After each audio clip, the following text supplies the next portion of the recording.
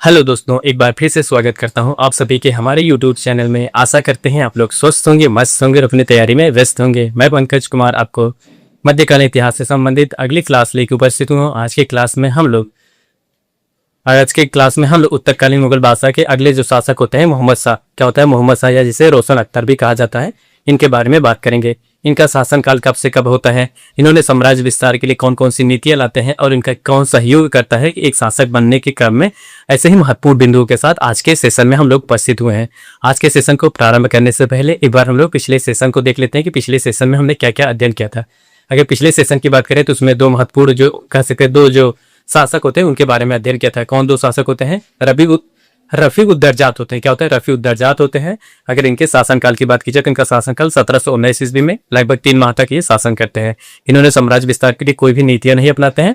छोटे से शासनकाल के बीच में वे अपने साम्राज्य को विस्तार करने में उन्हें समय नहीं मिला, इसी वजह से उन्होंने साम्राज्य विस्तार नहीं किया। उसके बाद इन्होंने अपने जीवन काल में मदिरा का अत्यधिक सेवन करते थे। मदिरा का अत्यधिक सेवन करने के कारण अंत में इनका क्या होता है, जो तपेदिक होता है या टीबी होता है, जिसे आप क्षय रोग कहते हैं, क्षय रोग के कारण इनकी मृत्यु हो जाती है। इस प्रकार जो होता है रफी उद्दरजात का शासनकाल का अंत होता है। जो अगले शासक बनते हैं रफी उद्दौला होता है। कौन होता है? रफी उद्दौला होते हैं। इनके शासनकाल भी 1719 ईस्वी में होता है और 1719 ईस्वी में लगभग 4 माह तक ये भी शासन करते हैं। क्या होता है?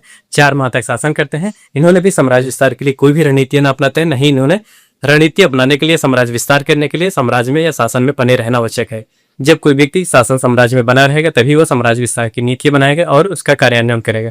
जब कोई व्यक्ति कुछ ही समय के लिए शासक बनेगा तो वो ऐसी कोई भी नीतियों का पालन नहीं कर पाएगा जिससे साम्राज्य विस्तार हो सके। और इसी क्रम में इन्होंने अपने शासनकाल में या अपने जीवन काल के दौरान अत्यधिक अफीम का सेवन करते थे। क्या होता है? अत्यधिक अफीम का सेवन करने के कारण लोग इन्हें अफीमची भी कहते थे। क्या होता है? लोग इन्हें अफीमची भी कहते थे। और इस तरह इनका पेचिस के कारण क्या होता है, पेचिस पड़ने के कारण इनकी मृत्यु हो जाती है। इस तरह देखेंगे जो रफीउद्दौला होते हैं इनके शासनकाल का भी अंत हो जाता है। इनके शासनकाल के अंत के बाद जो अगले शासक होते हैं मोहम्मद शाह। कौन होते हैं? मोहम्मद शाह के बारे में आज की क्लास में हम बात करेंगे। देखिए, मोहम्मद शाह के बारे में बात करें, इनका शासनकाल मोहम्मद शाह का शासनकाल होता है 1719 से लेके 1748 ईस्वी के बीच। क्या होता है? 1719 से लेके 1748 ईस्वी के बीच इनका शासनकाल होता है। क्या है? 1719 से लेके 1748 ईस्वी के बीच इनका शासनकाल होता है। देखिए, आपको पहले बताया गया था जो उत्तरकालीन मुगल बादशाह होते हैं, जितने भी उत्तरकालीन मुगल बादशाह होते हैं, शासक बनने के क्रम में वे साम्राज्य में या दरबार में जो शक्तिशाली गुट होता था उन्हीं के सहयोग से वे शासक बनते थे। वही कार्य होता है जो मोहम्मद शाह होते हैं या मोहम्मद शाह या रोशन अख्तर को, इनको भी कहा जाता था, रोशन अख्तर भी कहा जाता है। इनका भी सहयोग मिलता है। किन के साथ इनका सहयोग मिलता है? जो सैयद बंधु होते थे। क्या होते हैं? सैयद बंधुओं के सहयोग से वे भी शासक बनते हैं। क्या होता है? सैयद बंधुओं के सहयोग से ये शासक बनते हैं। देखिए, अब इसके बारे में हम लोग जानिए इन्होंने कैसे शासक बनते हैं, किसके सहयोग से। सैयद बंधु जो होते हैं उस समय जो दरबार में जो शक्तिशाली दरबार में क्या कह सकते हैं, शक्तिशाली जो होते हैं, जो दरबार में शक्तिशाली समूह होता था उनमें जो सैयद बंधु थे उनके सहयोग से ये शासक बनते हैं। और ये रोशन अख्तर ये कह सकते हैं जो मोहम्मद शाह होते हैं। मोहम्मद शाह है कौन, ये किनके पुत्र होते हैं, इनके बारे में जाने। देखिए, जो बहादुर शाह प्रथम होते हैं, क्या होते हैं? बहादुर शाह प्रथम जो होते हैं उनके जो पुत्र, उनके लास्ट पुत्र कौन थे? जहां शाह थे। कौन? जहां शाह के जो पुत्र होते हैं वही होते हैं जहां शाह के पुत्र होते हैं। क्या है? जो बहादुर शाह प्रथम के सबसे छोटे पुत्र होते हैं जहां शाह के जो पुत्र होते हैं वो होते हैं मोहम्मद शाह, जिसे रोशन अख्तर भी कहा जाता था। वे शासक होते हैं, शासक बनते हैं। यहाँ पे लिखिएगा, पहले लिखिएगा यहाँ पे सैयद बंधुओं के सैयद बंधुओं के सैयद बंधुओं के सहयोग से सैयद बंधुओं के सहयोग से शासक बनते हैं। क्या होता है?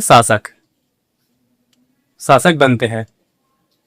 पहला बिंदु ये लिखिएगा और दूसरा बिंदु लिखिएगा, ये क्या होता है? जहान आरा, जहां शान के पुत्र होते हैं। क्या होता है? ये जहान शाह के जो पुत्र होते हैं। ये जहान शाह के बारे में लिखेंगे, ये लिख दीजिएगा बहादुर शाह प्रथम। बहादुर शाह प्रथम के पुत्र होते हैं। क्या होता है? ये जहां शाह जो होते हैं बहादुर शाह प्रथम के पुत्र होते हैं। अब हम लोग जान लेते हैं जो बहादुर जो होते हैं मोहम्मद शाह कौन होते हैं? मोहम्मद शाह या जिसे रोशन अख्तर भी कहा जाता था, यहाँ लिखिए अन्य नाम रोशन अख्तर। इनका कौन सा नाम होता है? रोशन अख्तर। भी इनका अन्य नाम होता है रोशन अख्तर। जब इनका सही नाम होता था क्या होता है? इनका सबसे पहले रोशन अख्तर नाम था। जब इन्होंने राज कह सकते हैं राज सिंहासन प्राप्त करते हैं तब उन्होंने अपना नाम परिवर्तन करके मोहम्मद शाह करते हैं और मोहम्मद शाह के नाम से वे शासन संचालन करना प्रारंभ कर देते हैं। ये कार्य होता है। अब इन्हीं के शासनकाल में अगला बिंदु लिखेंगे या कह सकते हैं अगले बिंदु के बारे में जानेंगे। देखिए ये क्या, जो मोहम्मद शाह होते हैं क्या होता है? मोहम्मद शाह होते हैं वे शासन के प्रति उदासीन थे। क्या होता है? शासन के प्रति उदासीन थे। कभी कभी का क्या होता है, कभी कभी ये शासन संचालन करने के लिए हर समय तत्पर रहते थे, एक्टिव रहते थे। और देखा जाए कभी कभी ऐसी परिस्थिति थी कि शासन संचालन से अपना मुंह मोड़ लेते थे। एक तरीके से कह सकते हैं कि ये उदासीन प्राणी थे। क्या होता है? शासन संचालन के लिए उदासीन थे। शासन संचालन करने के लिए उदासीन थे। उदासीन थे। उदासीन कैसे थे इसके बारे में जानेंगे। देखिए उदासीन ये थे, इनका अधिकतर समय क्या होता है, इनका अधिकतर समय की बात की जाती है जैसे जो पशु पक्षियों की उस समय लड़ाई होती थी, उसमें जो मनोरंजन के खेल होते थे वर्तमान समय में जैसे क्रिकेट होता है, फुटबॉल होता है, वॉलीबॉल होता है, टेनिस होता है, इस समय वो उस समय कह सकते हैं जब मुगल काल था उस समय ये सब खेल नहीं प्रचलित थे। उस समय क्या होता था, जो आपके पहले जो खेल हुआ करता था जैसे पशुओं की लड़ाई जो हो गई या पशु पक्षियों का जो युद्ध होता था, एवं संगीत होता था, संगीत हो गया, नृत्य हो गया, नृत्य हो गया, इन सब में अपना ज्यादा समय व्यतीत करते थे। क्या होता था, यहाँ पे लिखिएगा अधिकतर समय, यहाँ पे लिखिए अधिकतर समय पशु पक्षियों के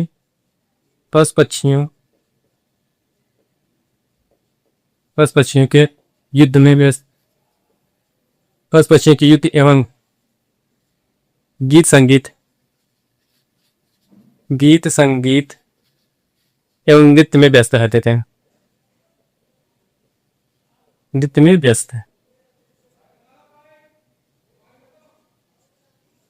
क्या होता है, जब देखिए जब कोई भी शासक होगा अगर वो अधिकतर समय पशु पक्षियों की लड़ाई के युद्ध में देखता रहेगा या युद्ध देखता रहेगा और उनके साम्राज्य में गीत संगीत का माहौल रहेगा, तो जब माहौल रहेगा तो जाहिर सी बात है जो वहाँ की संगीतकारें होंगी या नृत्यांगनाएं होंगी उन्हीं का साम्राज्य में बोलचाला होगा। क्या होता है, जो संगीत शास्त्री कह सकते जैसे जो भी डांस करने वाले जो भी वैश्याएं नहीं होंगी उन्हीं का साम्राज्य में बोलबाला रहेगी। क्यों रहे, क्योंकि ये ऐसे शासक होते हैं उदासीन होते हैं। क्या होता है, अगला बिंदु लिखेंगे इनके दरबार में क्या होता है, दरबार में नृत्यांगनाएं एवं नर्तक, क्या होता था, नर्तक। क्या होता था, इनके शासनकाल में नृत्यांगनाएं जो हो गए, नर्तक हो गए और गायकों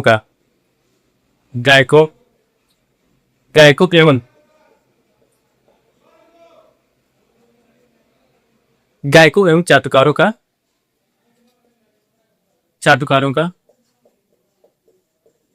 चाटुकारों का प्रभाव हो गया। क्या होता है, इनके शासनकाल में क्या होता है, जब इनका अधिकतर समय अपना पशु पक्षियों के युद्ध में कह सकते नृत्य गानों में व्यतीत करते थे। जाहिर सी बात जब अधिकतर समय अपने नृत्य गानों में व्यतीत करेंगे, जो आपको नृत्यांगनाएं पसंद होगी उन्हीं का साम्राज्य बोलबाला होगा, जो नाटक होंगे उनका भी बोलबाला होगा। और इसके साथ साथ जब राजा हर समय दूसरे क्षेत्र में व्यस्त रहता था, जो चाटुकार लोग होते थे राजा से पैसे या कह सकते धन लेने के लिए वह हर समय राजा की चापलूसी करते थे या बड़ाई करते थे। इस प्रकार इनका जो साम्राज्य होता है धीरे धीरे अपने साम्राज्य से विखंडित या अलग होते गए और मुगल काल धीरे धीरे ऐसे पतन होने के रास्ते पे प्रारंभ हो गया था। अब हम लोग इसके बारे में इनके शासनकाल के बारे में अगला बिंदु देखते हैं। इन्होंने अन्य ऐसी कौन सी उपलब्धियां उदाहरण करते हैं, अन्य ऐसे कौन से कार्य करते हैं जिन्होंने अपने साम्राज्य विस्तार के लिए थोड़ा बहुत योगदान देते हैं। अगला बिंदु लिखिएगा। देखिए अगले बिंदु के बारे में हम बात करेंगे। जब इन्होंने जो शासक होते हैं अधिकतर समय इनके शासनकाल में जो होते हैं नाटक होते हैं, नर्तकियाएं होते हैं, इनका समय इस समय में गीत संगीत में व्यतीत होता था। जब गीत संगीत में व्यतीत होता था जाहिर सी बात है जो नर्तकी होंगे उनके ऊपर उनका दिल तो आएगा ही। इसी वजह से इनको भी कहा जाता है, जैसे इन्होंने सुंदर और मदिराओं क्या होता है, सुंदरी एवं मदिराओं के प्रति अत्यधिक रुचि होती थी। क्या होती, यहाँ पे लिखेगा सुंदर एवं सुंदरी। क्या होता है, सुंदरी मतलब स्त्री, सुंदरी एवं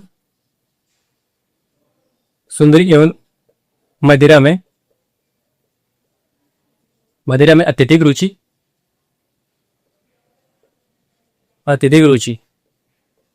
क्या होता था, इनको जो होता है सुंदरी होती थी। जब कोई व्यक्ति कह सकते हैं हर समय नर्तिकाओं के बीच में हर समय व्यस्त रहेगा या तो उसी में डूबा रहेगा, जाहिर सी बात है किसी न किसी पे दिल आएगा ही। वही होता है, इनको जो होती है सुंदरियां पसंद होती थी, जो उनके दरबार में अच्छी सुंदरियां होती थी या खूबसूरत जो सुंदरियां होती हैं उनके ऊपर हर समय ये लट्टू रहते थे।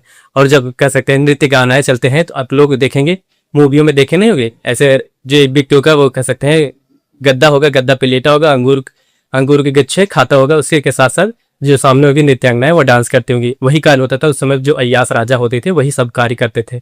उसी तरह जो होते हैं, जो फरूक ये होते हैं, मोहम्मद शाह होते हैं, या रोशन अख्तर होते हैं, इनके भी वही कार्य होते हैं। इस वजह से इनको क्या होता है, रुच के कारण इनको लोग क्या कहने लगे, रंगीला कहने लगे। क्या होता है, रुच के कारण, क्या होता है, रुच के कारण लोग इन्हें लोग इन्हें रंगीला कहने लगे। क्या होता है, रंगीला बादशाह, रंगीला बादशाह, बादशाह कहने लगे,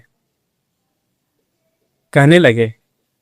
अब आपको पता ही होगा क्यों कहने लगे, क्योंकि जो भी हर समय सूरज संदूरियों में हर समय व्यस्त रहेगा तो जाहिर सी बात है साम्राज्य कर नहीं पाएगा।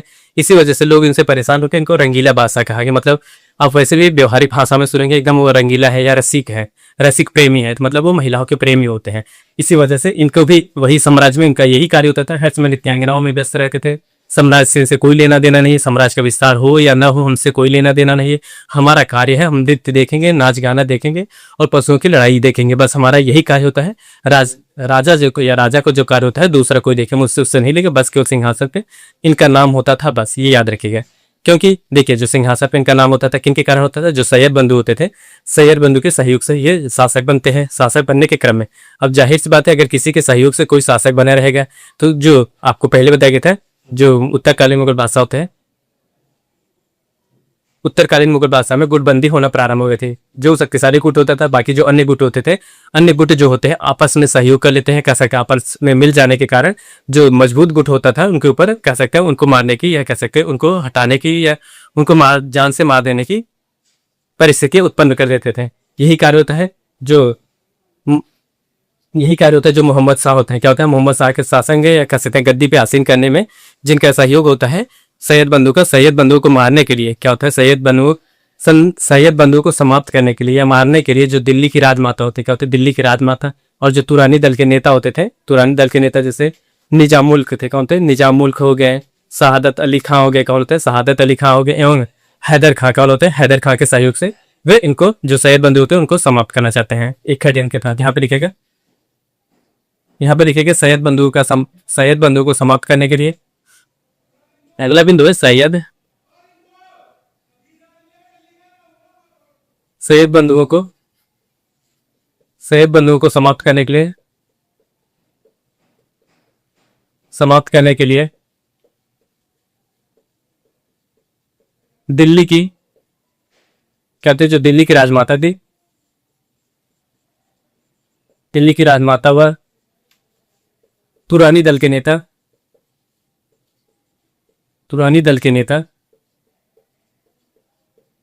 जो तुरानी दल के नेता होते हैं उस समय निजामुल मुल्क का होते हैं, निजाम मुल्क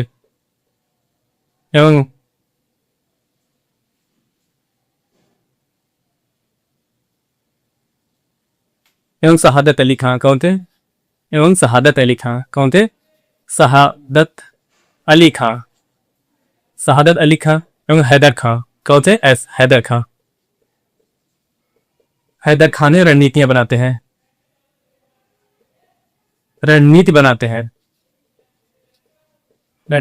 किसके लिए खिलाफ रणनीति बनाते हैं, जो सैयद बंधु होते हैं उस समय जो शक्तिशाली सैयद बंधु होते थे उनको हटाने के लिए, कैसे उनको समाप्त करने के लिए ये जो होते हैं आपस में मिलकर उनको रणनीति बनाते हैं कि इनको समाप्त करने के लिए सैयद बंधु को।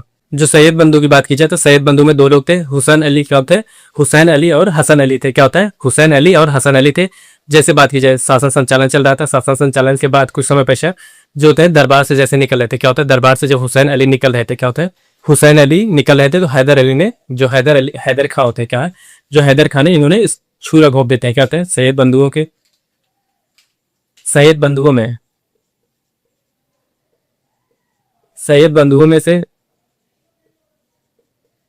बंधुओं में से एक को वो जो होते हैं एक को जो होता है हैदर अली को हुसैन खां छुरा घोंप देते हैं। जब छुरा घोंप देते हैं तो उनकी मृत्यु हो जाती। क्या होते हैं, जो हैदर अली होते हैं उनकी मृत्यु हो जाती है। जो आखिरी जो दूसरे बचते हैं, कौन बचेंगे? वो हैदर अली के बाद कौन होते हैं? हसन अली। कौन होते हैं? हैदर अली के बाद हसन अली बचते हैं। हसन अली की मृत्यु कैसे होती है इसके बारे में आप देखेंगे। देखिए यहाँ पे लिखेंगे अगला बिंदु क्या होता है। अगले बिंदु की बात करेंगे जो 1712 ईस्वी में क्या होता है, 13 नवंबर 1720 ईस्वी में। यहाँ पे लिखेंगे 13 नवंबर 1720 ईस्वी में। यहाँ पे लिख लीजिएगा अगला बिंदु 13 नवंबर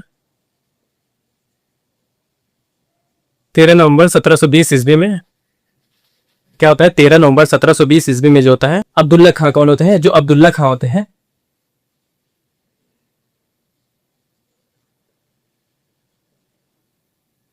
अब्दुल्ला खां। अब्दुल्ला खां को क्या होता है? जो अब्दुल्ला खां होते हैं जिसे हसन अली कहा जाता था, उन्हें हसनपुर नामक स्थान पे पराजित किया जाता है। अब्दुल्ला खां को हसनपुर में पराजित किया जाता है। क्या होता है? हसनपुर में पराजित किया जाता है। जब पराजित किया जाता है तो उनको बंदी बना लिया जाता है। क्या होता है? बंदी बना लिया जाता है और उनको अंत में विष देकर हत्या कर दी जाती है। विष देकर उनको मार दिया जाता है। क्या होता है? 1722 ईस्वी में। यहाँ पे लिखेगा 1722 ईस्वी में विष देकर हत्या कर दी जाती है।